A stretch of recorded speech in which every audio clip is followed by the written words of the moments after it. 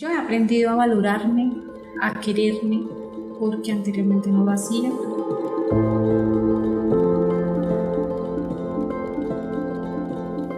También he aprendido a que me respeten mi cuerpo, respeten mis decisiones, a decir sí, a decir no, porque muchas veces por miedo no lo hacemos.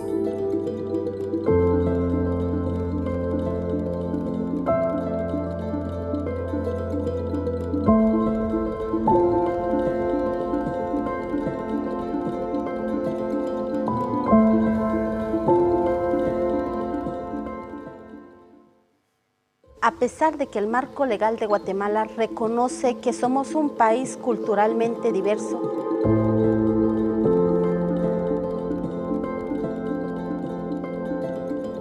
los sistemas de salud, seguridad y justicia no tienen en cuenta la cultura de las mujeres indígenas. Nosotras, como Asociación de Mujeres Indígenas Maacacchiquel, promovemos una atención integral con pertinencia cultural para las mujeres indígenas víctimas de violencia machista. Luchamos por los derechos de las mujeres indígenas y por un país incluyente.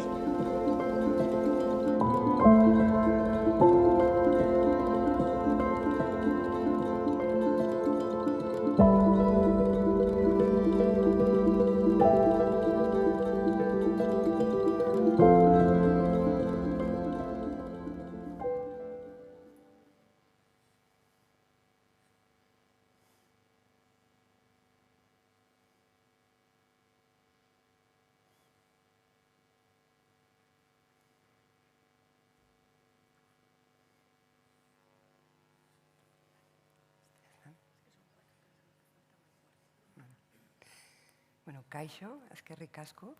Muchas gracias. Gracias, Boni. Gracias a Icono Cultural y al Ayuntamiento de Vitoria, sobre todo al Servicio de Cooperación, por seguir apostando pues por esta agenda, ¿no?, que acabamos de ver, y también por estas jornadas maravillosas que la verdad es que a mí me hubiera encantado poder venir desde el jueves, ¿no?, y ver todo lo que habéis montado, y es un placer y me siento súper honrada de formar parte de este cartel. Me hubiera gustado escuchar a mis compañeras porque seguro que hubiera aprendido mucho. Y bueno, pues eso, gracias por darme también la oportunidad. Tengo que confesaros que hace unos días, cuando empecé a preparar la charla, y ahora mismo que he entrado al auditorio y he visto este auditorio enorme y tal, he pensado, ¿qué hago yo aquí? ¿Qué voy a decirles yo a ustedes, ¿no? Y ahora también lo estábamos hablando un poco con Raquel, ¿no?, cómo imponer estas cosas, pero al final creo que no se trata tanto de este pudor, ¿no? No se trata tanto de que yo pueda tener la autoestima baja o nervios, sino que también viene, y esto viene a colación un poco del título de la charla, ¿no?, porque como mujer cargamos todavía esa mochila, ¿no?, de inseguridad a veces, ese síndrome de la impostora, también porque pues históricamente no se nos ha dado este lugar, ¿no? No se nos ha legitimado tanto como expertas, y entonces nos cuesta mucho también venir a hablar, ¿no?, y sentarnos aquí. Entonces, bueno, pues muchas gracias por insistirnos para hacerlo, porque justo romper esa inseguridad es también como desafiar esas armas patriarcales que todavía están por ahí, ¿no?, actuando. Y que también se ha replicado en el periodismo, ¿no?, que al final todas las que hemos venido aquí estamos hablando de violencias machistas, pero estamos hablando también cómo contar esas violencias con una mirada feminista o interseccional, ¿no?, que combine esta mirada de género, ¿no?, y cómo hacerlo también desde el periodismo, que también ha repetido estas dinámicas patriarcales, ¿no?, desde un sistema que se nombra masculino hasta las propias rutinas periodísticas que hacen que pues, que se le dé más voz a los políticos o a los portavoces, que pues hasta hace poco eran mayoritariamente hombres, ¿no? Además, justo en las cuestiones internacionales, la figura del periodista, del corresponsal, también solía ser masculina hasta hace muy poco, sobre todo desde el Estado español más que nada. Y bueno, yo ya lo he dicho esta mañana en la charla que era en la universidad, ¿no? Como que yo, o sea, me fui dando cuenta que el periodismo internacional siempre había sido como hombres explicando cómo otros hombres se pelean. Se pelean en la política, en la guerra, en los deportes, pero eran hombres explicando cómo otros hombres se pelean. Y entonces eso daba muy poco espacio a contar qué pasaba más allá de la línea del frente de batalla, de la primera línea del frente de batalla, la primera línea de lucha política. Cuando hay una guerra, la vida sigue pasando y a lo mejor puede ser que en la primera línea de guerra, como vemos ahora en Ucrania, no haya mujeres o haya pocas mujeres porque mandan a los hombres, pero las que siguen sosteniendo la vida, las que siguen cocinando, las que siguen tapiando las ventanas cuando hay bombardeos o otras cosas son las mujeres, ¿no? Y esto muchas veces nos ha contado porque generalmente, bueno, tradicionalmente se mostraba a las mujeres en las noticias internacionales como las víctimas, ¿no? Como las madres de los soldados. Sí, se nos mostraba un poco así, como víctimas, plañideras, Penélopes esperando a los hombres, ¿no? Y muy pocas veces como protagonistas, ¿no? O sea, esto ha ido cambiando, pero todavía vemos pocas veces la capacidad de agencia de las mujeres. Y justo cuando nos paramos a mirarnos y a mirarlas, vemos que son las mujeres las que están sosteniendo la vida, ¿no? Desde los cuidados, pero también la parte económica, porque los hombres han ido a la guerra o han emigrado o están en la prisión, ¿no? Y cómo son ellas las que realmente son los verdaderos agentes de cambio, ¿no? Entonces, bueno, un poco en la charla de hoy, pues la idea es eso, como mujeres para contar el mundo, porque justo como que yo en mi carrera profesional creo que he hecho muchas cosas y he hecho notas diarias y, bueno, viviendo en México, pues he contado las típicas notas de han detenido al jefe del cártel, no sé qué, claro. Pero intentar muchas veces buscar qué hay más allá detrás, ¿no? Y además, yo he desarrollado la mitad de mi vida profesional en América Latina y justo ahora mismo en América Latina son las mujeres las que están a la vanguardia de los cambios y son las que están poniendo contra las cuerdas incluso a gobiernos de izquierda que por mucha bandera roja luego van a misa, ¿no? Y se quedan, los derechos de las mujeres todavía están como muy en disputa. Y lo estamos viendo, ¿no? O sea, desde las revueltas de Chile y la canción de las tesis del violador eres tú, que puso a bailar a medio mundo señalando la violencia del sistema judicial, del sistema en general, ¿no? La violencia patriarcal, la despenalización del aborto, que es una lucha que, bueno, ha tenido mucha visibilidad en Argentina, pero que recorre toda América Latina. Y eso cuestiona incluso gobiernos de izquierdas, ¿no? Pero también pues las madres que buscan a sus hijos desaparecidos, a sus hijas, y también muchas mujeres que han conseguido realmente cambiar la legislación muchas veces después de sufrir actos de violencia atroces, pero que han conseguido un poco, como decían estas mujeres que hemos visto ahora en los vídeos, ¿no?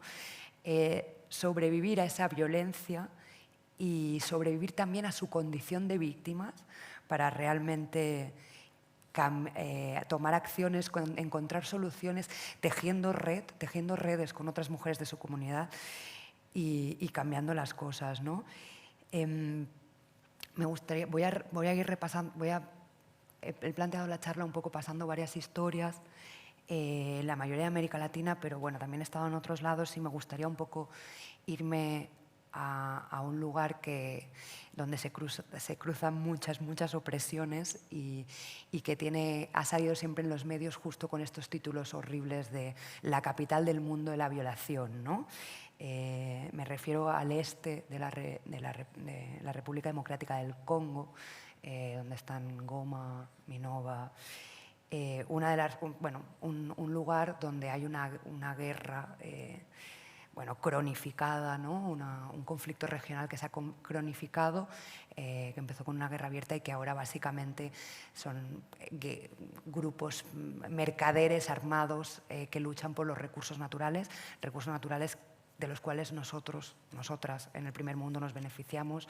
Las baterías de nuestros móviles están hechos de coltán y las minas de coltán, que están en el este de la República del Congo, como también hay minas de oro y minas de diamante, generan mucha sangre y generan muchas guerras, donde el cuerpo de las mujeres ha sido un arma de guerra y ha sido un botín de guerra, ¿no? Supongo que eso es un tema que se ha escuchado mucho. De hecho, hace un par de años, bueno, más, porque con la pandemia a mí se me cruzan los años. Creo que en 2018 le dieron el Nobel de la Paz a Denis Mukwege, que es un médico que tiene una clínica donde llegan mujeres que han sufrido violaciones, pero violaciones con violencia extrema, totalmente destrozadas físicamente, pero también, o sea, mutiladas. Y yo justo había estado en República Democrática del Congo un año antes, cubriendo este tema, y con dos compañeras, una periodista y una antropóloga, y sabíamos del caso del doctor Denis Mukwege, pero justo no quisimos centrarnos en él, quisimos buscar a las mujeres. Y cuando le dieron el premio, me acuerdo que había muchas notas que decía Denis Mukwege, el Nobel de la Paz, el doctor que repara a las mujeres, ¿no? Y a mí esto me daba como, o sea, es verdad que las mujeres llegan ahí mutiladas y que él hace un trabajo, o sea, no estoy denostando su trabajo, pero es como el hombre que reparaba a las mujeres. O sea, incluso ante pues una violencia extrema que sufrimos las mujeres en las guerras, se ponía el foco en el hombre que ayudaba a estas mujeres, ¿no? Entonces, y justo nosotras habíamos estado un año antes y habíamos visto un montón de mujeres empoderadas, mujeres con unas historias tremendas, pero que estaban cambiando la legislación, que estaban ayudando a otras mujeres, ¿no? Y bueno, más que contaros, os voy a poner un videíto, son 7 minutos, es un poquito más largo que el vuestro, pero creo que explica un poco eso y también muestra un poco cómo podemos resaltar estas luchas desde esta visión, desde las mujeres, ¿no? A ver si va.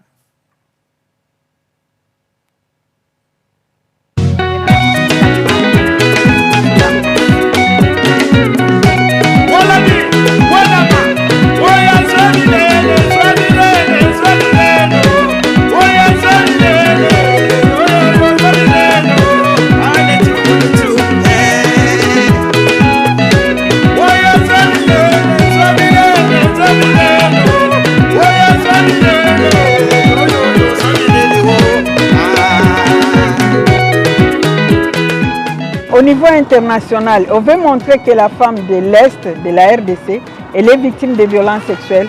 Moi, je ne suis pas d'accord avec ça. Elle ne se laisse pas battre. Oui, elle est victime, mais aussi elle est actrice de changement.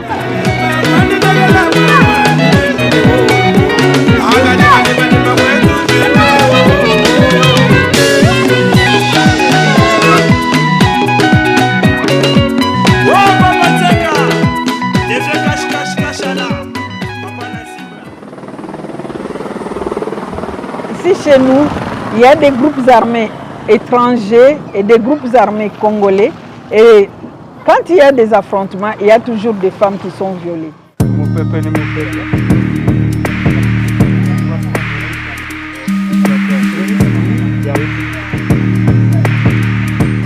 Le problème des violences sexuelles, c'est d'abord la guerre.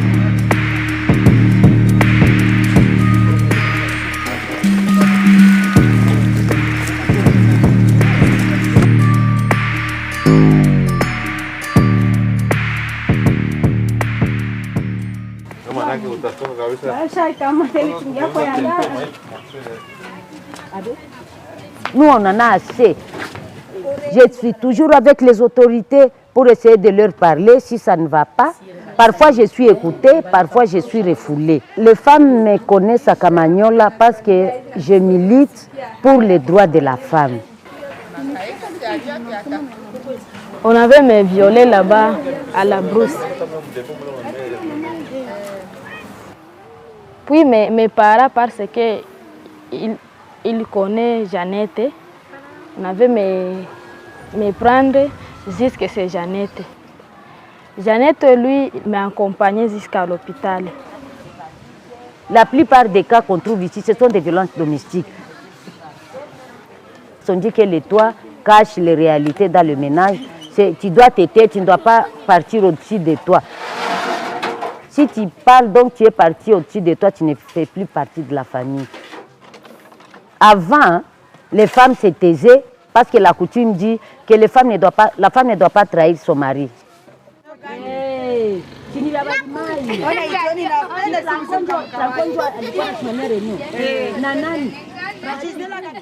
On écrit un SMS. Directement, Femmephone peut appeler. Si elle comprend que le cas est urgent, on nous appelle, on nous dit, explique-nous les détails. On peut voir les groupes de femmes parce qu'on travaille avec les groupes de... Est-ce que tu peux nous mettre en contact avec la victime? La victime explique. Et là, Femmephone contacter directement les autorités. Vous avez envoyé l'information en tant que qui? Vous nous avez envoyé un message concernant le viol d'une fille de 8 ans. L'hôpital où la fille a été acheminée, c'est où? Et votre nom, c'est qui? Et vous n'avez pas suivi le cas pour savoir le sort de la personne qui a violé la fille? Comment ça s'est passé? Le viol a été commis à 16 heures. Mais sinon, on peut contacter déjà la police de protection de l'enfance pour en savoir plus. S'il a été incarcéré ou s'il a été relâché et où se trouve actuellement la fille.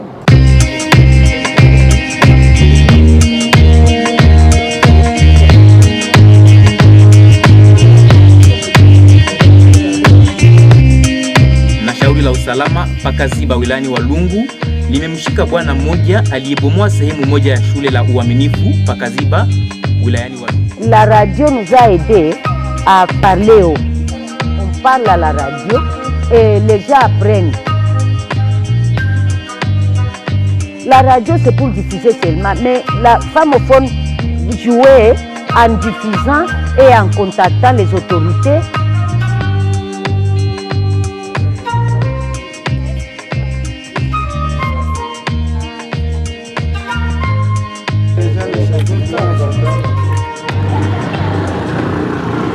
Il y a l'évolution, puisqu'au début, beaucoup de femmes ne voulaient pas aller porter plainte contre leurs agresseurs.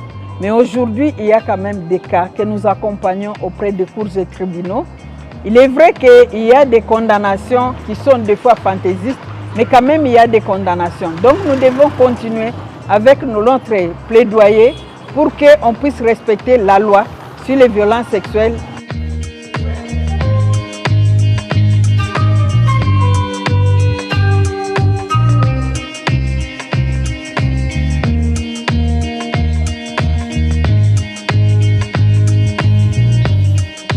La condamnation va de 5 à 20 ans. Mais des fois, vous allez rencontrer des cas de viol où on condamne les gens à 3 ans. Donc nous devons renforcer notre plaidoyer, mais quand même aussi il y a l'avancée. Elles ne sont pas encore nombreuses, mais quand même elles sont là. Il y a des femmes qui sont magistrates, il y a des femmes qui sont enseignantes, il y a beaucoup de choses que les femmes font. Et aujourd'hui, je dis que la femme se bat pour la promotion de son droit.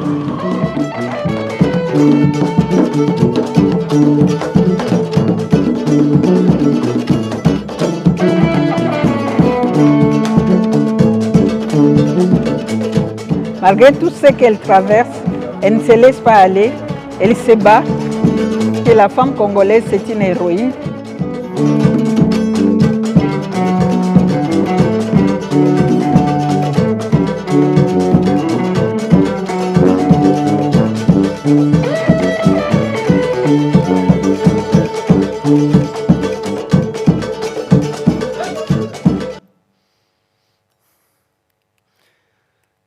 Bueno, me parecía como interesante empezar por aquí, ¿no? Porque eso, pues justo...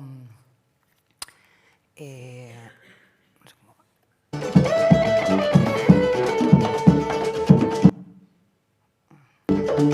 ¿Cómo va?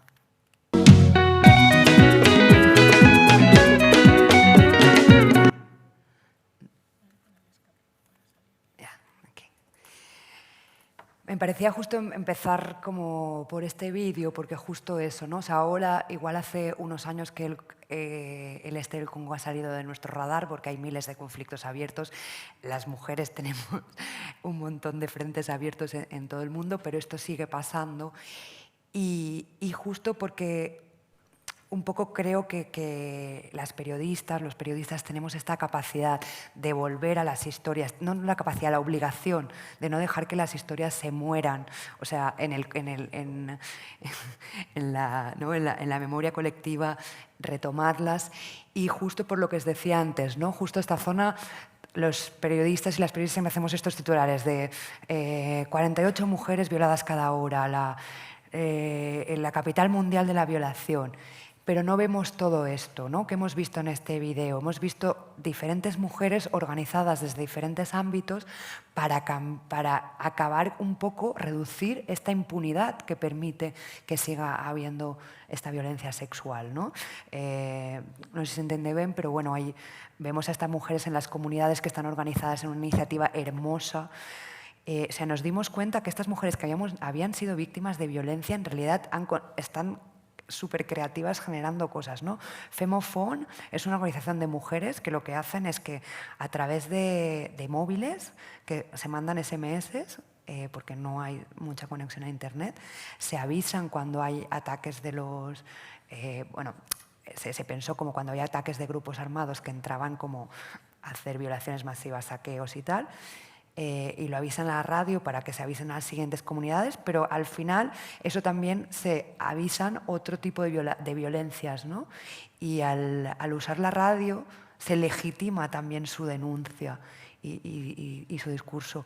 Y esto se suma a otras mujeres, juristas, abogadas, que están trabajando para cambiar las leyes y que atienden casos de mujeres. Y entonces nosotros cuando fuimos, aunque escuchamos casos terribles, escuchamos casos de niñas de 4 años totalmente mutiladas por violencias sexuales tremendas, pero no quisimos contar eso, quisimos contar estas resistencias, porque creo que justo las mujeres, si bien hemos sufrido violencia históricamente, seguimos y estamos cambiando ahora las cosas, ¿no? Llevamos un siglo cambiando las cosas porque tenemos esta capacidad de resiliencia, ¿no? He puesto esta foto de Zanj, Rachel Kamate, que es la hija de Mama Masika, que es otra historia que contamos. El reportaje que habéis visto forma parte de un multimedia que se llama Sex Symbols, que publicamos en el diario y que cuenta historias de mujeres que se superponen a la violencia de diferentes países. Y en el Congo también contamos otras historias. También está la de Mama Masika, que ya falleció cuando nosotros fuimos a conocer su casa, pero por ejemplo esa es su hija, Rachel, y la historia de ellas es terrible. O sea, entraron a su casa en medio de la guerra a finales de los 90, mataron a su padre, lo mutilaron delante de ellas, las violaron. Rachel tenía 13 años, se quedó embarazada, tuvo que tener un hijo de esas violaciones múltiples.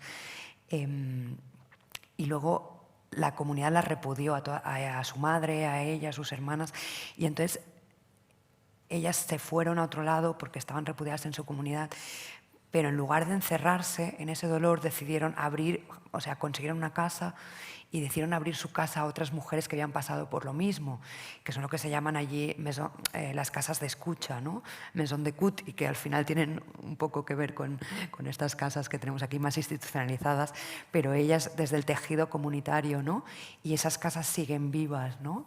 Y incluso en el caso de Rachel, que está como al frente de la casa, en 2013, cuando todavía su madre vivía, esa casa donde han pasado 150 mujeres que han sido violadas y pueden llegar a la casa a ser escuchadas, a vivir, a poder parir ahí, a poder rehacerse un poco después de la violencia.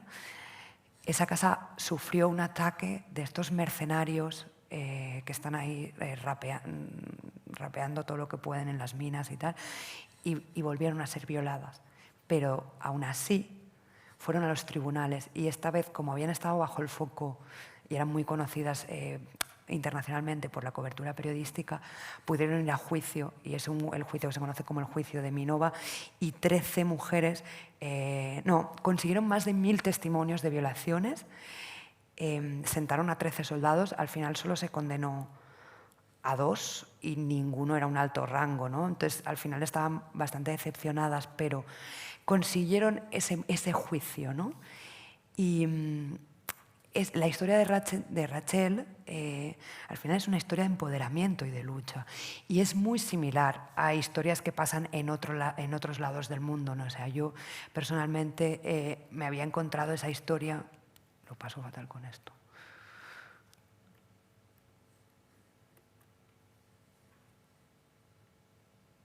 Esta es su casa. Me había encontrado esta historia, por ejemplo, en México, en Guatemala. Esta foto es de Inés Fernández. Inés Fernández es una mujer indígena mepá, que es un pueblo indígena de la Sierra de Oaxaca, en México.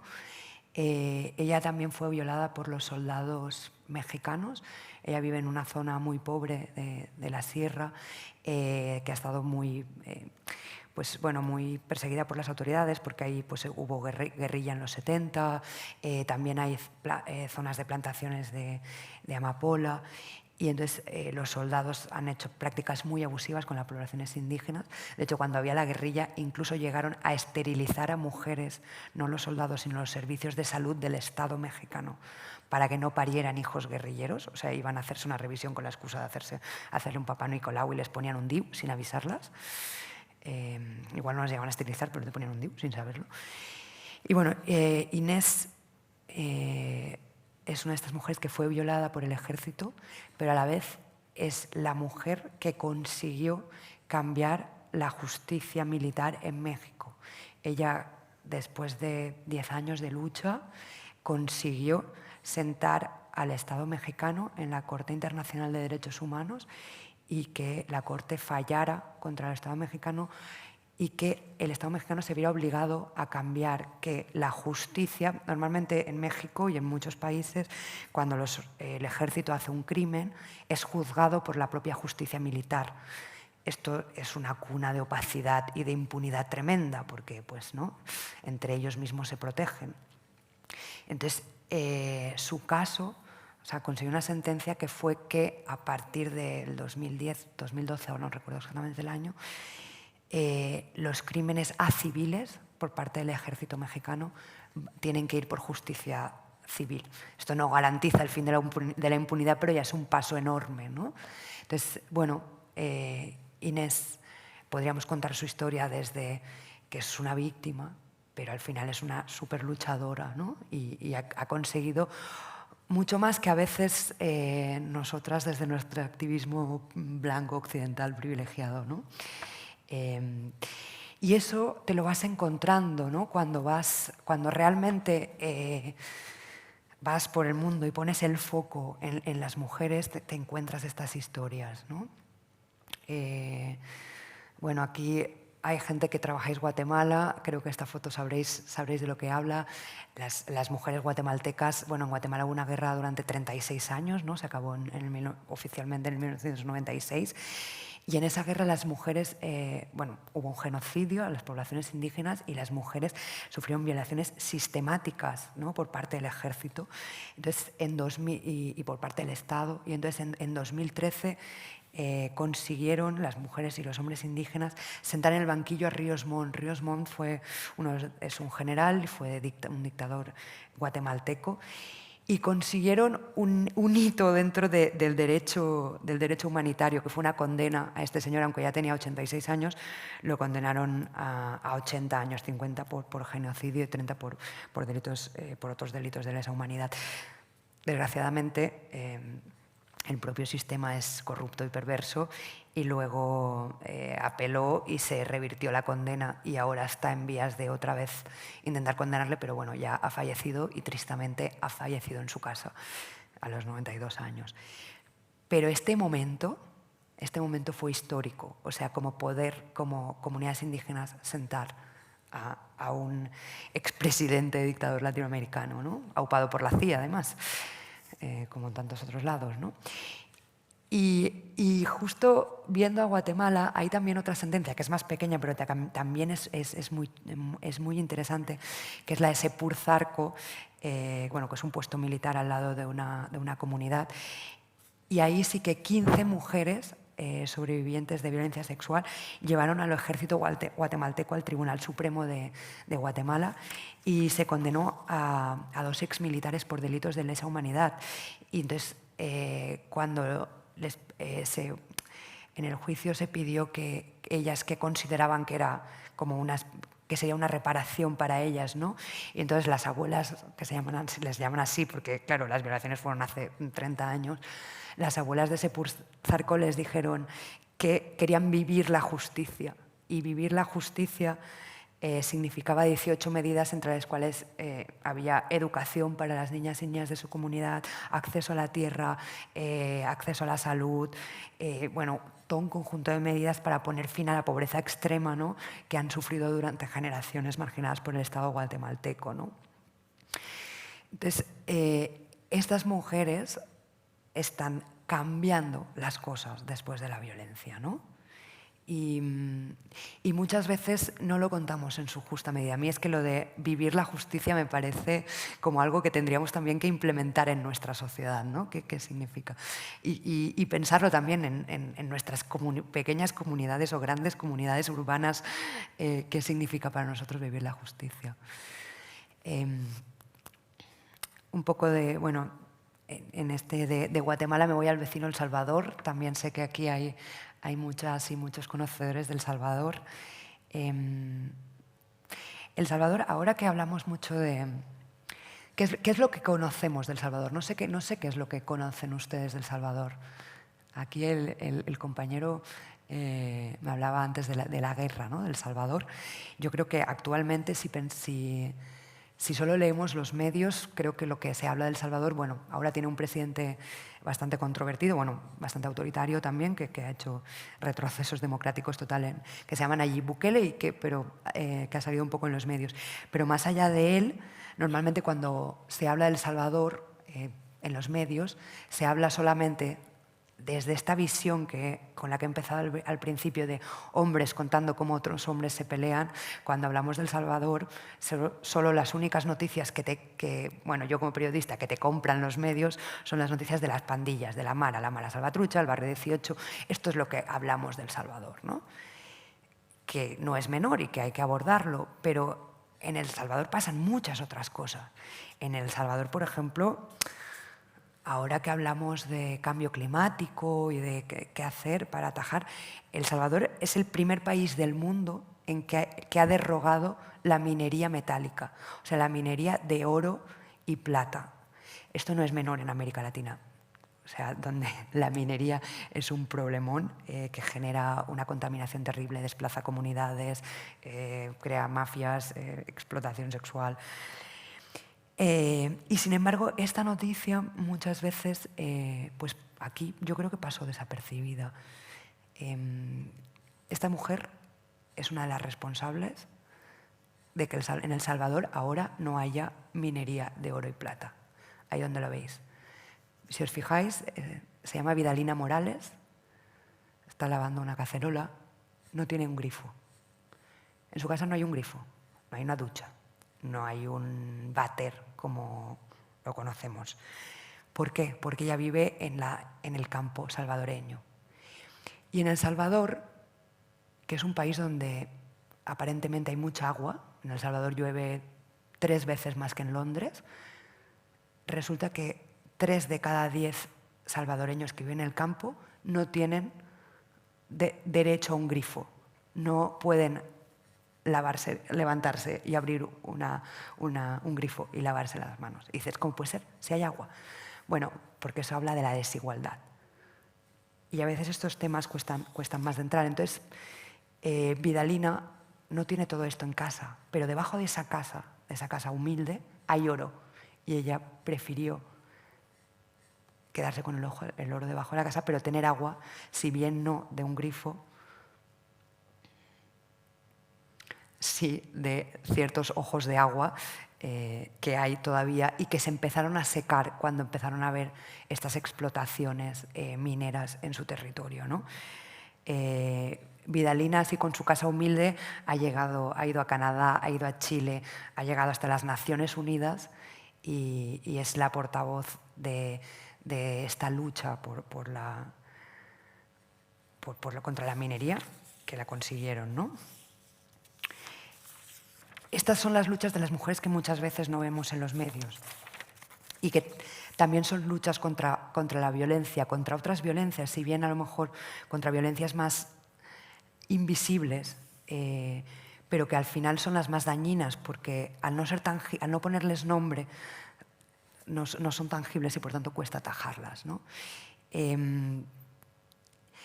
A mí me llamó una cosa la atención, es que El Salvador, a nivel de indicadores, como los periodistas nos fijamos mucho en indicadores, El Salvador tiene los mismos indicadores de acceso al agua de tu casa y de saneamiento que hay en el mundo. Y es que 1 de cada 10 personas en el mundo, como igual que 1 de cada 10 personas en El Salvador, no tienen acceso al agua en el mundo.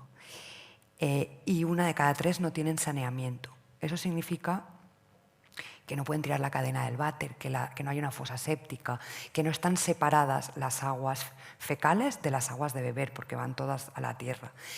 En el mundo mueren al año 700.000 niños menores de 5 años por el agua contaminada. 700.000 niños menores de 5 años. 700.000 niños son toda la población de Guipúzcoa. Mueren al año por no tener esa separación del agua, por no tener un agua en condiciones. O sea, mientras aquí tenemos Alexas y electrodomésticos inteligentes y el Internet de las cosas, los pobres siguen cagando al aire. Perdón, pero lo quiero decir así para... Entonces, bueno, a mí me interesó este tema, por ejemplo, y fui a conocer cómo era vivir en El Salvador sin un grifo, ¿no? Y entonces descubrí que había un montón de mujeres que estaban luchando cada día contra esta violencia estructural que las sobrecargaba de trabajo para poder tener acceso al agua, ¿no? Esto es en una comunidad que, si bien veis Campo así, está muy cerca de San Salvador, muy cerca de la ciudad. Esto ya es casi el conurbano, ¿no? Pues así es como se lava la ropa, se parece bastante a los años 60 aquí, ¿no? O más a un tapiz bucólico de Goya que a los propios anuncios de televisión que ves en El Salvador de lavadoras, ¿no? Y bueno, estuve mucho tiempo con estas mujeres, con Daisy, que es la de la camiseta azul. Y, por ejemplo, esto es una cosa como... Este tema me sirve mucho, siempre lo pongo de ejemplo, porque me sirve mucho justo para explicar la mirada, la perspectiva de género en el periodismo, ¿no? Si yo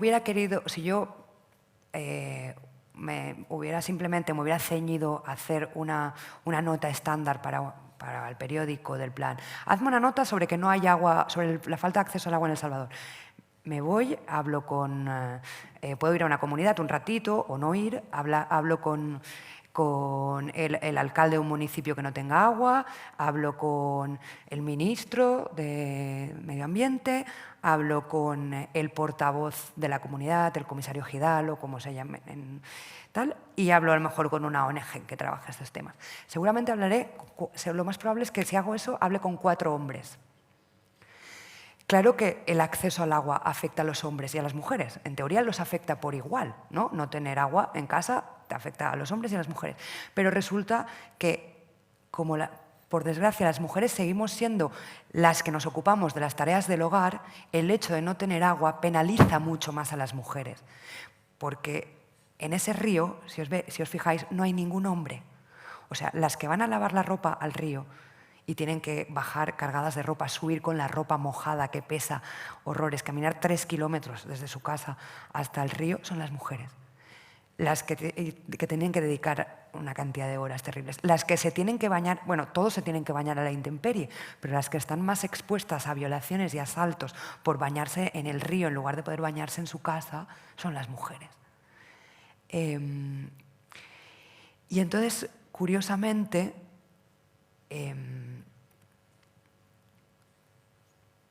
ahora luego vuelvo a esta. Encontramos que muchas mujeres salvadoreñas se habían organizado, en el caso de Daisy y su comunidad, para construir un pozo.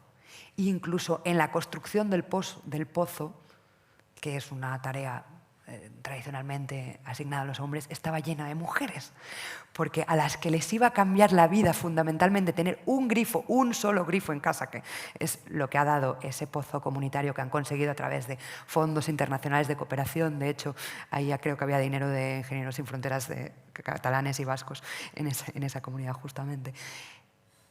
A las que les va a cambiar más la vida es a las mujeres. Y entonces son las propias mujeres las que están organizadas para construir ese pozo. Entonces, y bueno, esta foto me encanta porque además Daisy está en una posición como muy empoderada y es, vale, sí, no tengo agua y me chingo un montón teniendo que ir al río y tal, pero aquí estoy y vamos a construir nuestro pozo y lo vamos a conseguir, ¿no? Y además, este tema no solo hablaba de desigualdad de género, evidentemente hablaba de desigualdad en el acceso a los recursos. En la comunidad de Daisy está al otro lado de una cordillera, la cordillera del Bálsamo, que está pegada a San Salvador, está en medio de San Salvador y la playa. Al otro lado de la cordillera... Ay, perdón, joder. Está esto. Esto es el Encanto, Villa Sangolf. Y las casas que hay al lado de este club de golf valen $500,000 en El Salvador. Ser miembro del club que hay al lado del campo de golf, pues no vivir ahí vale $30,000 al año. $30,000 es como 6, 7 veces, no me acuerdo bien, lo que gana Daisy. Daisy no es madre soltera, pero el padre de sus hijos no se hace mucho cargo y están separados, y trabaja en una casa donde sí hay, no trabaja en estas casas, pero sí trabajan en casas de clase media en San Salvador, donde en casas que sí hay lavadora, que sí hay mangueras para regar el jardín y tal, y gana, evidentemente, al año, no sé, una quinta o sexta parte de lo que los ricos salvadoreños pagan por ir a este campo de golf, que está justo al otro lado de la montaña y que hace que el río donde lava Daisy tenga menos agua cada año, ¿no? De hecho, a los del club de golf tienen tanta agua que practican la caridad y una vez al mes mandan pipas de agua a las comunidades pobres de al lado. El resto cuando no llegan las pipas del campo de golf, Daisy tiene que comprar el agua, barriles de agua, o sea, sí, depósitos de agua, mucho más caro que si tuviera realmente si le llegara la toma del servicio público en la ciudad. Entonces, bueno, o sea, como al final contar estas historias de las luchas de las mujeres es contar historias de desigualdad de muchos tipos, ¿no? Pero bueno, para hacerlo es verdad que hay que ir más allá de hablar con los portavoces o los representantes de turno. Hay que ir allí y verlo, ¿no? Y embarrarte y ensuciarte los pies, y ir al río y...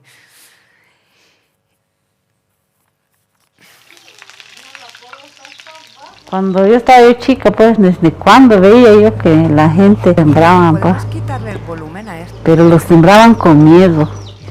Mi papá también lo sembraba, lo que decía mi papá, que él mismo lo sembraba y de tanto miedo, él mismo lo iba a arrancar para esconderlo, según, porque tenía miedo que lo vayan a agarrar, que está cerca del pueblo. Antes pues estaba prohibido, ese era el temor de la gente antes. Ajá. Y aparte porque explicar un poco estas diferentes luchas de las mujeres que muchas veces se escapan de la lucha típica que a veces vemos cuando enfocamos los feminismos en el mundo, como la lucha de Daisy, que al final defendía su derecho al agua. También quería contaros la historia de Alejandra, que en realidad no se llama así, por eso en el vídeo nunca vemos su cara, porque son como esta manera de cómo las mujeres resistimos y luchamos de muchas maneras, ¿no? Más allá de los activismos convencionales, ¿no? Simplemente estas imágenes es un poco, bueno, es su testimonio, este vídeo solo es un testimonio o sea, como su discurso con imágenes que vamos viendo de ella, pero me sirve para que veáis su casa. Alejandra vive en la montaña Guerrero, en uno de los 10 municipios menos desarrollados, con los índices de desarrollo más bajos de México.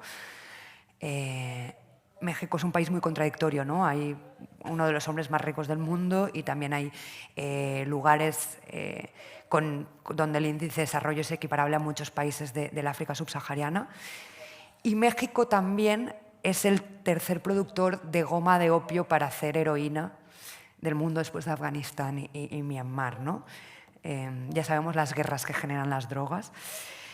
Entonces, cuando hablamos, por ejemplo, o sea, a mí como periodista que he vivido 8 años en México me ha tocado mucho contar esto de la mal llamada guerra contra las drogas, ¿no? Y aquí la gente, cuando hablamos de la guerra contra las drogas, el narcotráfico, la gente pues, se imagina lo que ve en Netflix, ¿no? Las series de los narcos. Este es el último eslabón del narcotráfico.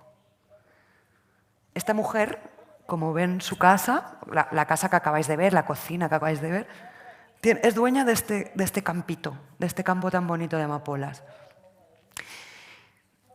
Es un campo pequeño que tiene escondido a lo alto de la sierra en medio de maizales, ¿no? Y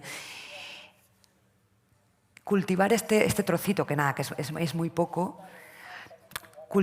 saca 2 o como mucho 3 kilos de goma de opio al año. Esa goma de opio la vende a los narcotraficantes que en cierta manera le han impuesto un poco que ella cultive eso, pero además controlan el precio. Y con eso, con el cultivo de estas amapolas, esa goma de opio se procesa y es la heroína que se consume en Estados Unidos, ¿no? Y tú dices, ¿por qué nos estás contando esto, Majo? ¿Qué tiene esto de lucha de la mujer? Bueno, pues justo para intentar romper mitos y romper estereotipos, esta mujer hace esto porque es la única manera. O sea, el kilo de goma de opio son unos 1.000 euros. El kilo de maíz son 30 céntimos. O sea, ella vive en una economía de subsistencia y el hecho de poder vender esos 2 o 3 kilos al año le da esos 2 o 3.000 euros que le permiten comprar todo aquello que no se come. Es decir, jabón, azúcar, o lo que se come pero que no siembra, azúcar. Pero miran cómo, o sea, habéis visto un poco la casa en la que vive. O sea, realmente no está muy alejado de la imagen que pensamos del narcotráfico, ¿no? Y además, el tema es que Alejandra hace eso porque es la única alternativa que le queda si quiere vivir en su comunidad. Alejandra ha tenido 9 hijos. Solo vive con ella el pequeño, porque ahora ya debe tener 15, en ese momento tenía 12 años. De los 9, todo el resto han migrado. Su marido ha migrado. Su marido lleva 20 años en Estados Unidos. O sea, al hijo pequeño no lo conoce. Lo fue a hacer y se regresó. Y de vez en cuando manda algo y con eso que le ha mandado su marido ha conseguido, por ejemplo, hacerse unas paredes de material en lugar de madera, ¿no? O sea, unas paredes de cemento en lugar de madera. Y entonces ella sigue viviendo en la comunidad, hablando su lengua y viviendo en su manera porque, gracias a que puede tener ese pequeño campo de amapola con el cual acaba haciéndose droga, una droga que ella ni entiende, ¿no? Pero dice, bueno, ella misma nos decía, yo es que esto de la droga, no sé, a veces me siento mal, no sé. Y era como, señora, o sea, está sobreviviendo. Y además es una víctima del cártel, porque los cárteles les obligan casi a hacer eso, y si no les obligan, al final les ponen el precio, o sea, no tienen ninguna capacidad de negociación, pero también es una víctima del Estado, porque ahí llega el ejército a quemarles los plantíos, y además,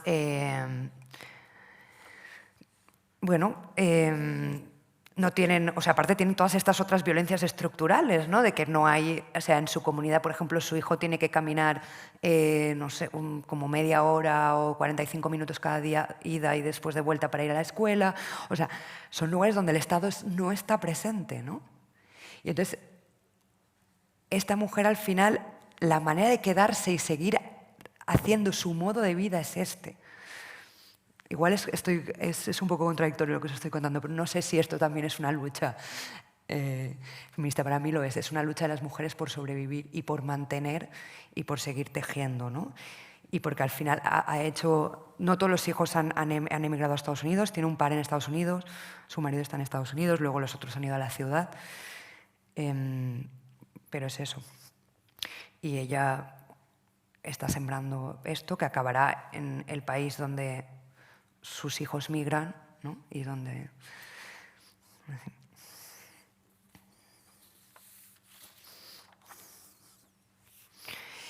Estas historias, os cuento una, pero hay miles así, ¿no? Y creo que la compañera colombiana podría explicar también un montón.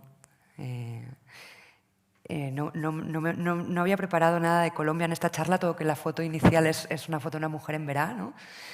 Pero bueno, Colombia tiene un proceso muy interesante con los acuerdos de paz, ¿no? Tiene los acuerdos más feministas hasta ahora, por lo menos en el papel. Es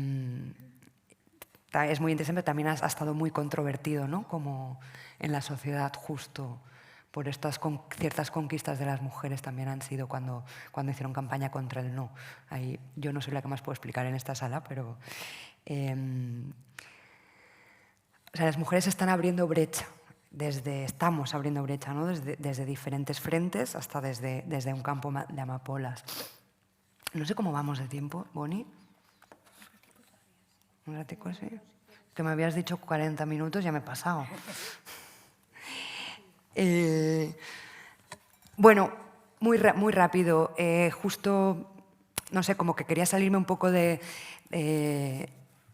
mis compañeras han hablado de la guerra, de violencias muy crudas y yo quería hablar como de estas otras violencias silenciadas.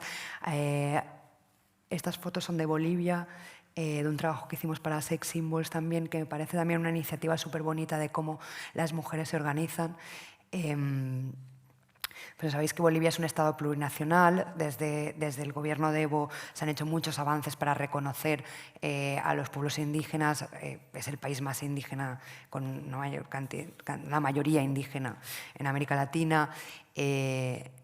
Ahora, podemos hacer muchas críticas, pero sí ha habido a nivel de asunción de derechos de las comunidades indígenas, ha sido muy interesante todo el proceso boliviano, pero aún así, por ejemplo, nos encontramos que Bolivia es uno de los países más peligrosos para dar a luz en América Latina. Las tasas de mortalidad materna son altísimas, es como 40 veces más alta que la española, o sea, dar a luz realmente es muy peligroso. Y yo me preguntaba, ¿y por qué? Y entonces, bueno, hay muchas causas. Una de ellas es que el sistema de salud no es suficientemente fuerte, pero luego hay otras, y una es el racismo estructural. O sea, muchas veces, habiendo hospitales, las mujeres, nos encontramos en Bolivia que las mujeres no querían ir a parir en el hospital. ¿Por qué? Porque, pues, como mujeres indígenas, muchas veces, y esto es una historia que yo creo que las más mayores aquí también les puede sonar, porque yo me recuerda a mi abuela, ¿no? O sea, no quieren ir al hospital porque van al hospital y se encuentran puros médicos hombres que hablan castellano. Ellas muchas veces no hablan castellano, no lo hablan bien, no se defienden básicamente con tanta comodidad. Que las hacen pues, levantarse la falda, que las sientan en una camilla, algo que les parece muy violento para ellas, ¿no? Cuando históricamente las mujeres han parido en casa con parteras, que al final son nuestras comadronas, y que las mujeres teníamos y tenemos todos unos saberes relacionados con nuestras tareas de cuidado que se nos habían otorgado, teníamos todos unos saberes que también son una ciencia, solo que no se han reconocido como tal, y que esas desde el mundo occidental y desde la mirada pues patriarcal se han denostado, ¿no? Y se han denostado, por ejemplo, esa labor de partería que aquí, yo creo, en los últimos años se han recuperado y ahora se puede parir de otra manera en los hospitales, pero igualmente yo tengo muchas amigas de mi generación que cuentan casos de violencia obstétrica todavía en los hospitales aquí, ¿no? Y entonces esto en Bolivia era muy presente. Y hay muchas mujeres todavía que eso, no quieren ir al hospital. Y evidentemente, si hay alguna complicación, no es que, pues, es más difícil actuar si estás en comunidades a 5.000 metros de altura, lejos. y tal. Y entonces en la zona del altiplano encontramos un grupo de parteras que había conseguido que fueran integradas en el hospital. Y esto que veis es una habitación de hospital, aunque parezca una habitación de una casa. Y es una habitación del hospital. Hay otras habitaciones más típicas del hospital, ¿eh? O sea, el hospital tiene sus salas blancas con sus camillas de hierro y toda esta cosa que ellas le llaman frío. Yo fui en marzo, que ahí era verano, y hacía 6 grados. En el altiplano boliviano hace mucho frío. Entonces, todo el hierro, imaginaos el metal, no había en el hospital un sistema de calefacción realmente acogedor. Entonces, ir a estas habitaciones les parecía una cosa súper fría también. Entonces, consiguieron las parteras crear un par de habitaciones en el hospital que recrearan un poco cómo es parir en casa, ¿no? Con camas de madera, mantas de colores, todo. Si os fijáis, las paredes son cálidas, ¿no? Naranjas. También había esta barra que podías parir de pie. Tienen una ¿cómo se llama? Una alfombra, pero que es de borrego, como las que hay en las casas de las mujeres aymaras.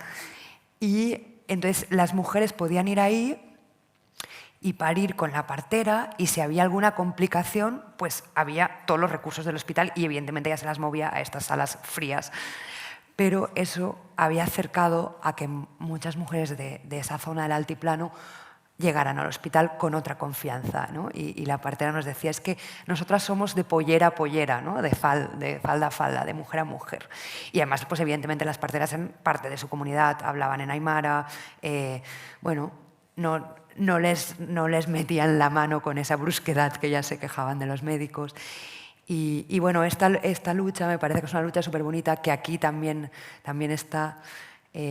A veces cuando hablamos de periodismo internacional nos vamos muy lejos y al final esas mismas luchas las tenemos aquí con otros matices, ¿no?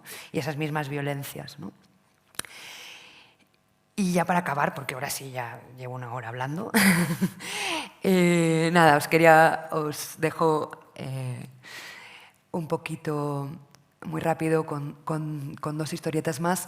Esta foto es de un trabajo que hicimos en Indonesia, un poco también intentando romper estereotipos. Indonesia es el país con más población musulmana del mundo.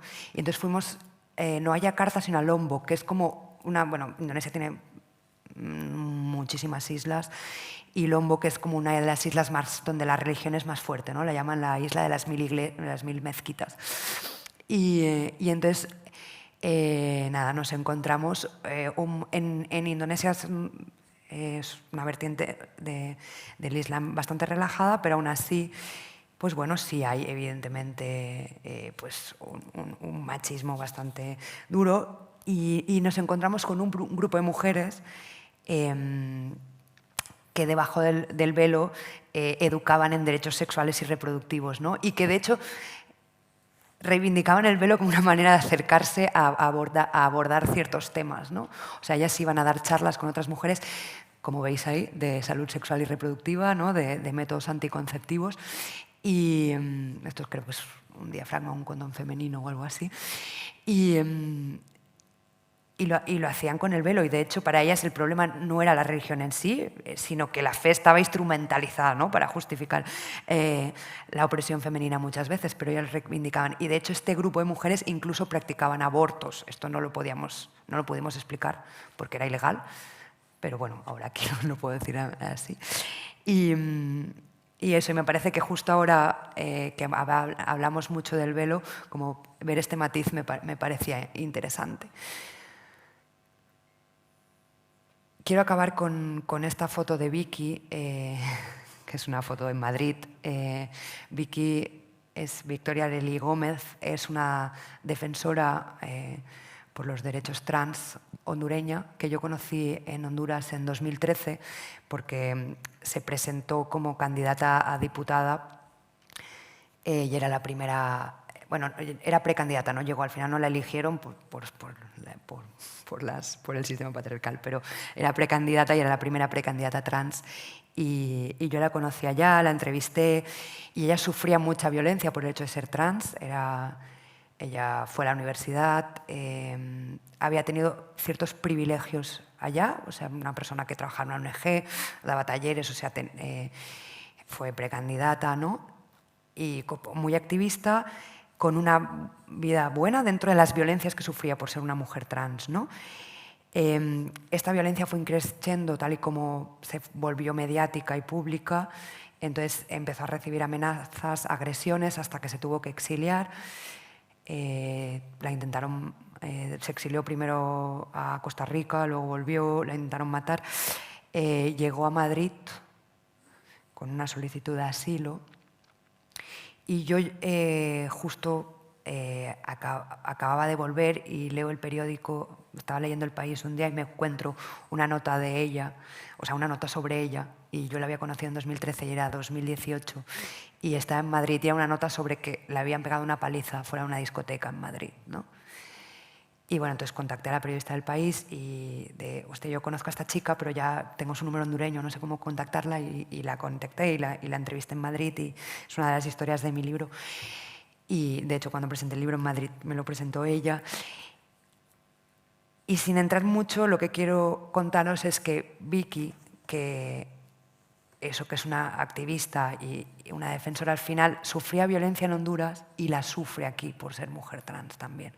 O sea, es verdad que las amenazas de muerte aquí en principio no son tan graves, pero también la sufre. O sea, el hecho de ser una mujer trans, migrante, morena, la expone a una cantidad de violencia. Ella allí era defensora, trabajaba en una ONG, aquí se ha tenido que prostituir porque aunque ha conseguido papeles legales por la solicitud de asilo, no es fácil que encuentre un trabajo.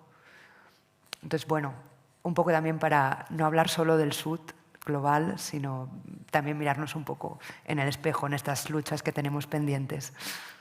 Y ya está. Muchas gracias.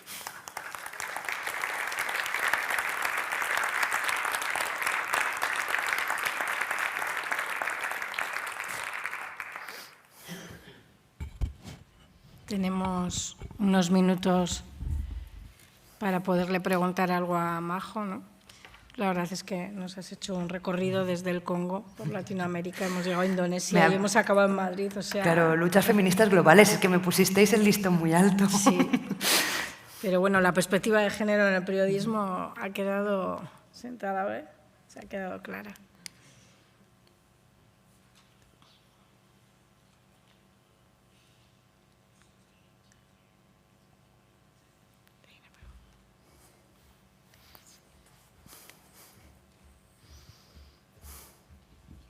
Pues hablando... Hola. Hablando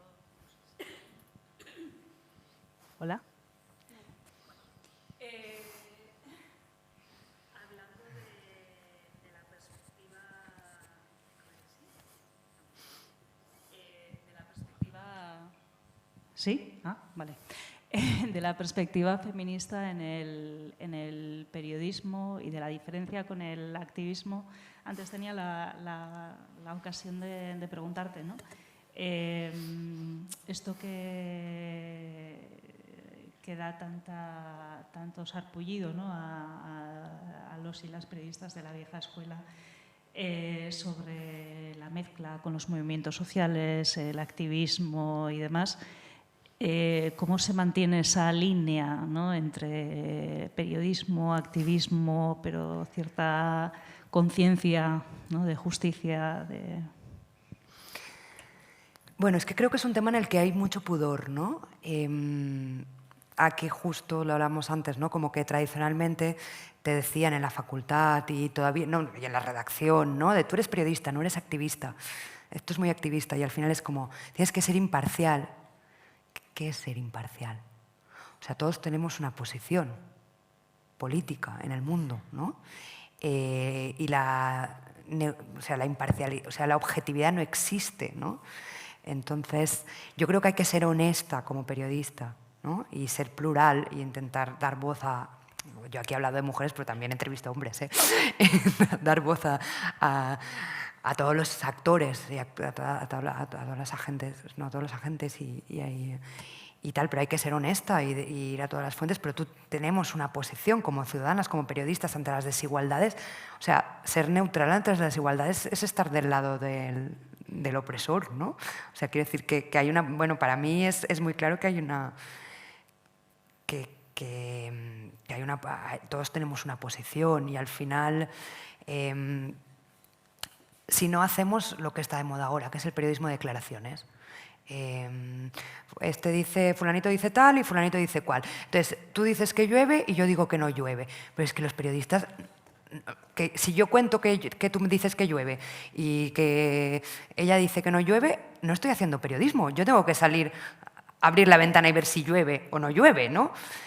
Entonces, ahora parece que no es eso. Solo digo lo que dicen, solo soy un altavoz. Bueno, eso no es periodismo, ¿no? Yo creo que la línea está en, evidentemente, tienes que ir, conocer, entender,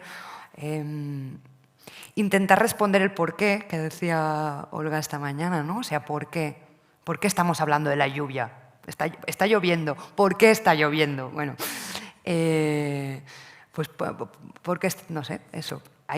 Y eso no es... ¿Es ser activista? Bueno, si para algunos es ser activista, lo soy, pero yo no creo que sea ser activista, creo que es tener una posición e intentar hacer del periodismo, o sea, que tu activismo sea el periodismo, pero el periodismo en el buen sentido, en el ir a las causas, en explicar, en ver los diferentes, ¿no? Todas las razones, los contextos, eso.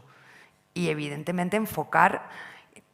no solo enfocar más allá de las agendas de los gabinetes de comunicación y ir abajo, o sea, ir a escuchar a los de abajo no es tomar una posición activista, es escuchar todas las voces, porque es que ahora mismo que vimos en la sociedad del gabinete de comunicación, y luego a los periodistas que nos encanta, o a la mayoría les encanta esta cosa de ir a las alfombras rojas y a los pasillos y mirar con el cuello para arriba y los cócteles. Bueno, hay que ir también a ver cómo lo vive la gente, ¿no?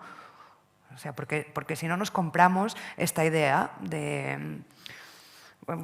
O sea, bueno, como el tema que planteaba, no sé si os habló Olga ayer, pero que plantea en su película, parece que ahora ya los desahucios han salido de los medios, pero ¿sigue habiendo desahucios o no? Vamos a ver quién vive los desahucios, ¿no? Porque si voy y le pregunto solo a los representantes políticos si hay desahucios o no, me lo dirán en función de lo que a ellos les interese, pero yo tengo que ir a ver si la gente que puede estar en esa situación lo está viviendo o no. Eso no debería ser activismo, o ser pues, activismo periodista, o sea, sería creer en el periodismo.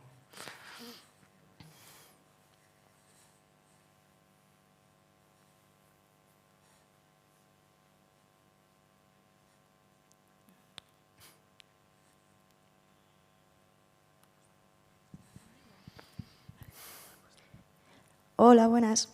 Mira, ayer un poquito te voy a hacer una pregunta que la quería haber hecho ayer, pero pues no se dio, así que te ha tocado. Venga. No, a ver, ayer salió un poquito el tema también con Olga Rodríguez del periodismo. Bueno, pues un poquito todo el problema que hay con fake news y todo esto, tal. Lo difícil que es estar bien informada de verdad, que a veces puede resultar incluso casi imposible. Y bueno, normalmente se saca debate qué es lo que tienen que hacer, o qué es lo que tenéis que hacer vosotros, los periodistas. Pero yo muchas veces me surge la duda de nosotros, como consumidores, cuál sería la manera más responsable o más efectiva de consumir el periodismo.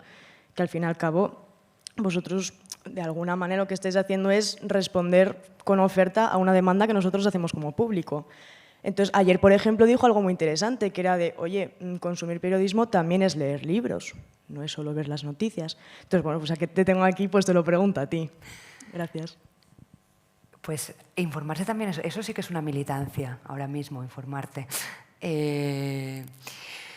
A ver, es que esto es como una pescadilla que se muerde la cola. Lo que pasa es que ahí ya nos vamos directamente a hablar de los medios. O sea, ahora... O sea, vivimos en esta sociedad de que todo tiene que ser entretenimiento, hasta los diarios, ¿no? Los periódicos, y entonces solo cuenta la espectacularización y cada vez hay menos información a profundidad, ¿no? Y esto lo sufrimos, o sea, yo como periodista freelance lo sufrí muchísimo, o sea, cuesta horrores colocar temas como estos temas que os he contado hoy, cuesta horrores publicarlos en los medios, porque no te los compran, porque les parece... Ahora, o sea, antes, por ejemplo, cuando yo tenía tu edad, los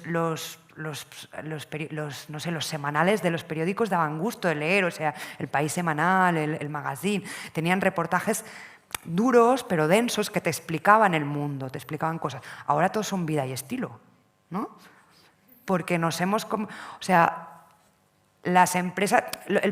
Los medios siempre han sido empresas, tampoco hay que idealizar aquí la panacea, pero es verdad que cada vez más hay una lógica más empresarial, donde prima vender publicidad, ¿no? Entonces, hasta en las revistas, pues como te creo vender perfumes o relojes, que son, pues te tengo que llenar de cosas más leves para que vayas a comprar y no te lamentes por el mundo, ¿no? Entonces, y luego con las redes, además eso se multiplica, porque las redes son, o sea, la información va de arriba a abajo, y cuesta, y además vivimos en este momento que todo es como corto, todo tiene que ser corto, ¿no? Que la gente, hay esta idea de que la gente no lee. Bueno, yo creo que hay gente que lee. Lo que pasa que es verdad que cada vez se tiende más desde los medios grandes a hacer cosas más banales y hay que ir a buscarlos a otros medios. También creo que Internet ha democratizado mucho, que han aparecido nuevos medios y que es verdad que como ciudadana hay que hacer un esfuerzo de saber buscar en qué medios leer ciertas cosas, ¿no? Entonces, ahora mismo hay medios con informaciones chulísimas, está la revista 5W, ¿no? Donde Nuria, de hecho Nuria, las fotos de Nuria con un texto mío en 5W, para información internacional, pero es verdad que no dejan de ser medios para una audiencia muy específica.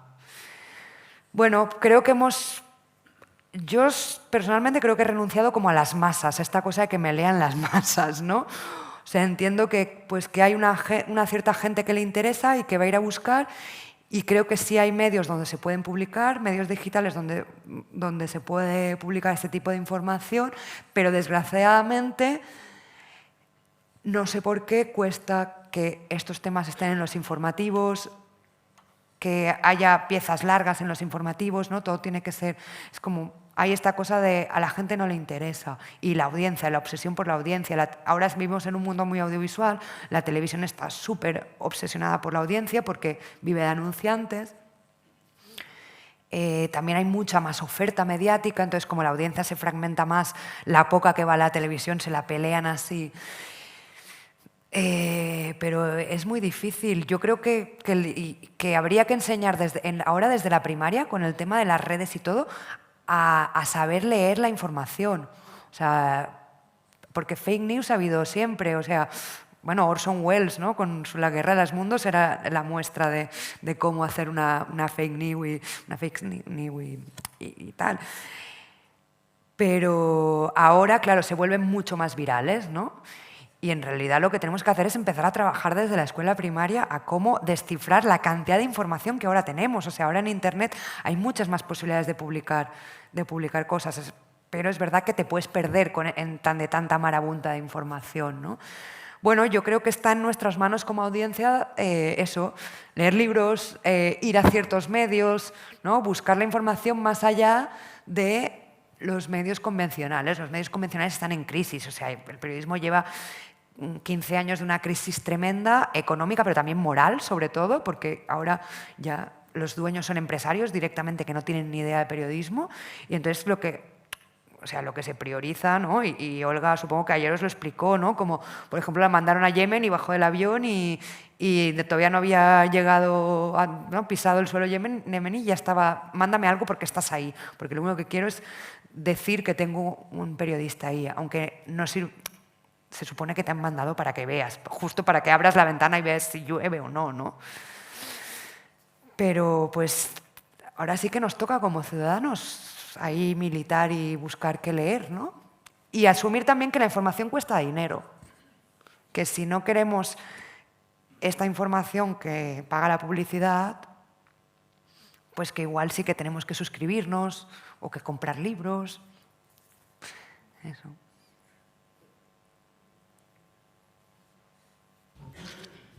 Es cierto también que la imagen, ¿no? Los documentales, la foto también nos ayuda, ¿no? En esa lectura, en esa búsqueda de vemos las casas y, no sé, la sensación de que vemos mujeres, pero que somos mujeres. Quiere decir que en todas las casas y en todas las ciudades, dentro, como has dicho, en los techos se esconden muchas historias, ¿no? Y que hay muchas mujeres que no han encerrado esas historias de dolor, sino que han abierto sus casas, ¿no? En muchos países y en nuestras ciudades también, ¿no?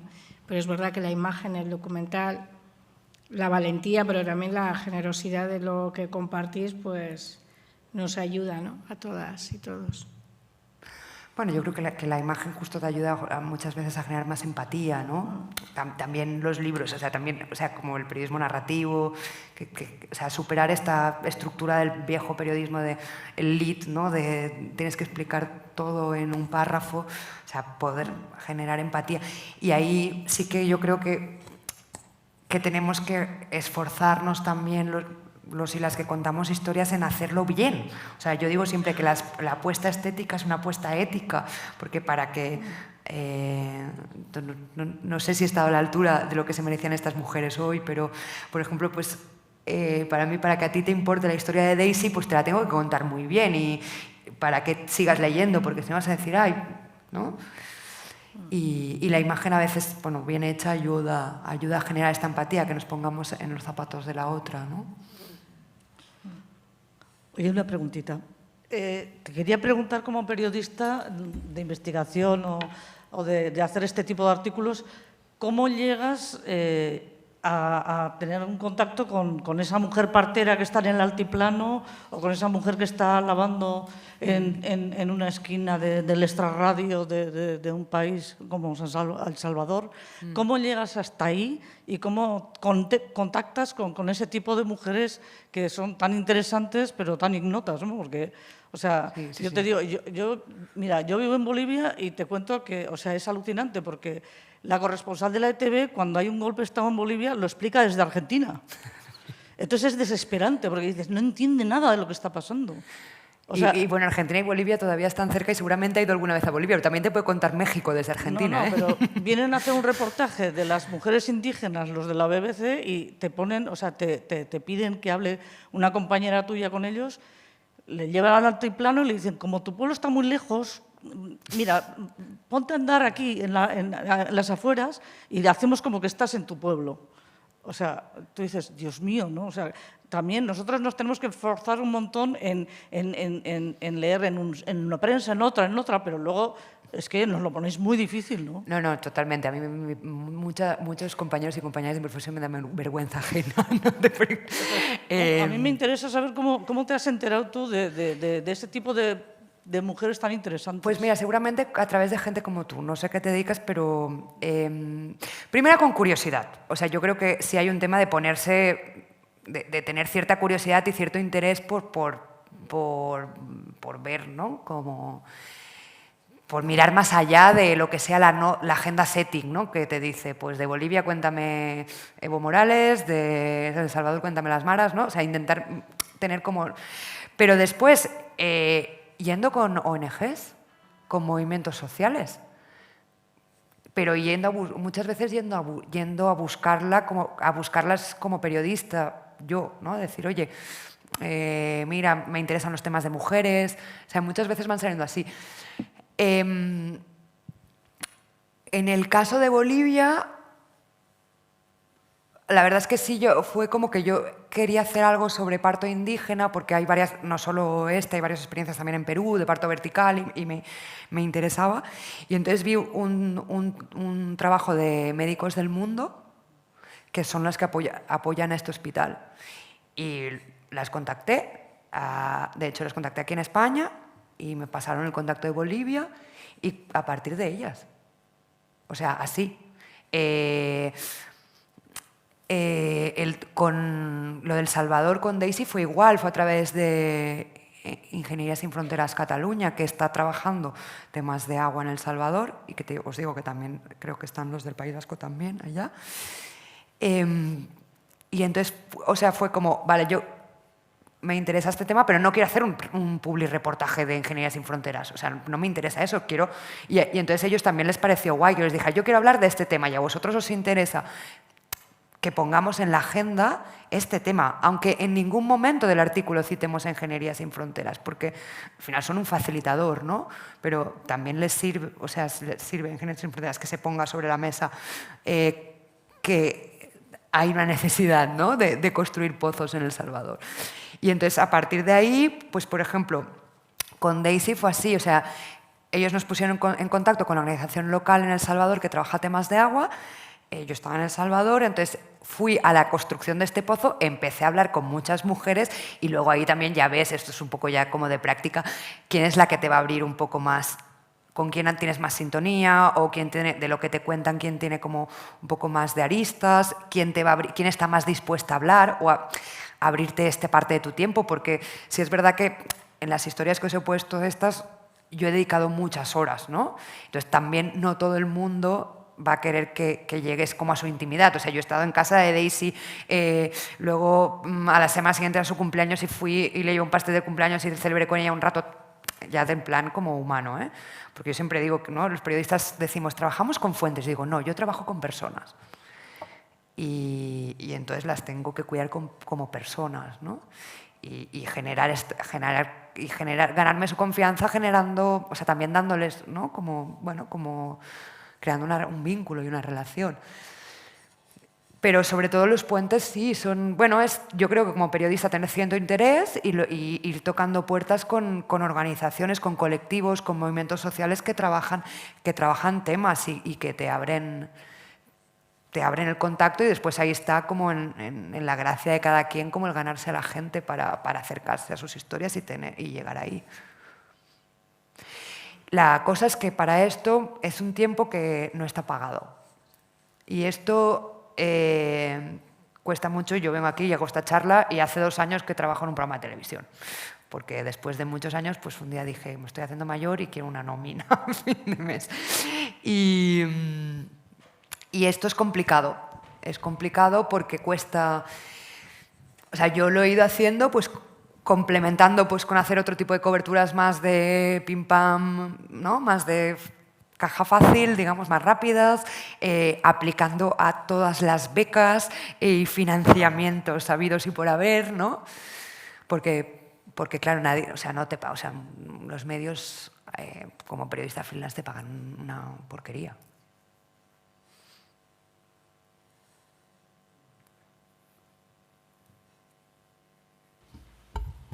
¿Alguna más por ahí?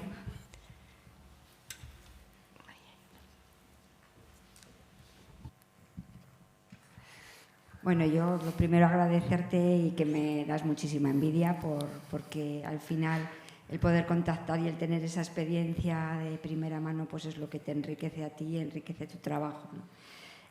Yo, a pesar de la deriva catastrófica que llevan muchas cosas, ¿no?, en el planeta, sí que tengo un poco la esperanza de que, así como la mayoría, hablemos de lo que hablemos, todas las pobrezas, o prácticamente todas, tienen rostro de mujer, también es cierto que casi todas las luchas más potentes que hay tienen rostro de mujer. O sea, la resiliencia, la claridad, la fuerza y las ganas de cambios radicales, yo creo que tienen claramente rostro de mujer, ¿no? Entonces, bueno, yo sí que me quedo un poco con esa pequeña esperanza, a pesar de que, ya te digo, es para tirarse un poco de los pelos, ¿no? Sin embargo, hay una cosa que, no sé, siempre me llama la atención, ¿no? Y, bueno, está claro cuál es el porqué, ¿no? Pero a mí me sigue maravillando que cuando pasan cosas que todo el mundo sabe y que son obscenamente casi inescuchables o inaceptables, como por ejemplo ahora mismo lo que ha pasado con todo el tema de Qatar, no haya ningún medio que se plante, no haya ningún futbolista que se plante, no haya ningún periodista que se plante y que diga yo esto no lo secundo, yo no transmito los partidos, yo no los juego, yo paso, ¿no? Me da igual que sea este tema de Qatar o que sea otro tema donde los derechos de las mujeres son claramente tal, tema del Sáhara, tema de tal. O sea, qué poco se plantan o que poco conozco yo, por lo pero menos plantas. Como sociedad también, ¿no? Y como sociedad también. Yo llevo mogollón de días poniendo en mis estados todo el rato, haciendo alusión a ello, o sea, en lo poquito que yo tengo relación, ¿no?, en mi entorno, pero me llama la atención, yo qué sé, pues que yo escucho la SER o veo el intermedio y hay algunos anuncios que digo, pues no me parecen. Porque hablamos de la sanidad pública y están, venga, a hacer anuncios de la sanidad privada. Es decir, o sea, no sé, me falta sustancia verdadera, me falta ética, me falta... Sin más, quería aportar eso. No, totalmente de acuerdo. Y es que lo de Qatar, pero lo que pasa es que es un mal como sociedad, no solo desde el periodismo. O sea, lo de Qatar, hace años que sabemos que se va a hacer el Mundial en Qatar. No lo descubrimos hace 2 semanas. Quiero decir que como sociedad, no solo como periodistas, y ahí sí que, o sea, es como al final los periodistas tenemos que dar la información, deberíamos ser más éticos en eso, en tener unos valores y decir, pues si este medio apoya la sanidad pública, no pongamos anuncios de Adeslas, totalmente. Pero también como, o sea, quiero decir que hay un punto de, ok, vale, los periodistas podemos contar lo que pasa en Qatar, pero es que la sociedad quiere ver el fútbol. A ver si me quiere decir que hace años que tendríamos que haber boicoteado esto, ¿no? Bueno, también hay un punto de que como ciudadanía estamos súper anestesiados y anestesiadas. Por eso, o sea, esas historias que quédate con lo que te has quedado, porque para mí son historias duras, pero, hostia, son historias súper poderosas. O sea, cambian su realidad. Ellas están cambiando su realidad en el día a día, con cosas pequeñas, bueno, o con cosas grandes como cambiar leyes. Pero es que en general, en esta parte del mundo estamos muy cómodos en nuestro sofá. Yo la primera, ¿eh? O sea... Sí, de acuerdo, estoy totalmente de acuerdo. Solamente eso que, digo, vosotros también tendréis líneas rojas, me imagino, o trabajos o cosas que no hacéis por conciencia, me imagino, bueno. Bueno, hay cosas personales por conciencia, luego hay cosas que te encuentras y, por ejemplo, yo ahora que trabajo para un programa más grande que sí que depende de la audiencia, entiendo, o sea, veo las líneas rojas que pone la cadena, que dan escalofríos, o sea, cosas que tú dices, ¿en serio? O sea, sí, claro, que hay presiones y censuras, y, claro. Sí. Sí, pero está claro, o sea, está claro que aunque está muy lejos el lugar donde se decide la vida del lugar donde se vive, o sea, esto a mí me ha iluminado mucho en mi vida, porque donde se deciden las decisiones políticas o si se va a expropiar o qué va a pasar con el Amazonas está muy lejitos de las poblaciones indígenas que viven en él y por eso nos la sopla y nos la pela. Pero estas resistencias de las que tú has hablado, estos ejemplos de mujeres, estos ejemplos son los que por lo menos en pequeños círculos y en pequeños ámbitos van consiguiendo, bueno, que se vayan respetando, que no se vulneren tanto los derechos humanos, aunque a nivel global sigue estando muy lejos donde se decide la vida de donde se vive. Somos meros, pero estos son pequeñas esperanzas de que muchas juntas pueden ir cambiando cosas, ¿no? Totalmente. Y además he hecho el esfuerzo de poner mujeres más anónimas porque luego hay como otras mujeres, bueno, ¿no? Como todos tenemos en la cabeza a Berta Cáceres, ¿no? Yo tuve el placer de conocerla y aprender de ella, pero hay como otras defensoras más públicas, pero yo justo quería contar estas pequeñas porque creo que ahí, o sea, al final... Creo que esta gente son la que nos puede inspirar más, porque al final seguro que los que estamos aquí, la mayoría no somos ni presidentes de nuestra escalera, o sea, de la comunidad de vecinos, o sea, no todos y todas somos líderes y lideresas, pero sí que podemos ser esa pequeña persona que pone la pala de cemento para hacer el pozo, ¿no? Y un poco para mí ahí está, no sé, yo las admiro. Y yo, bueno, sí, está claro, hay unos cuantos medios que hay que pagarlos, pero que tienes... prensa y pues alternativa y fidedigna y bueno, que por supuesto pues hay que pagarlo, hay que darse de alta y no son precisamente los públicos o los que se conocen, pero los hay, o sea que el que quiere estar informado lo puede estar hoy en día, gracias a Dios, sí. Gracias. A ti.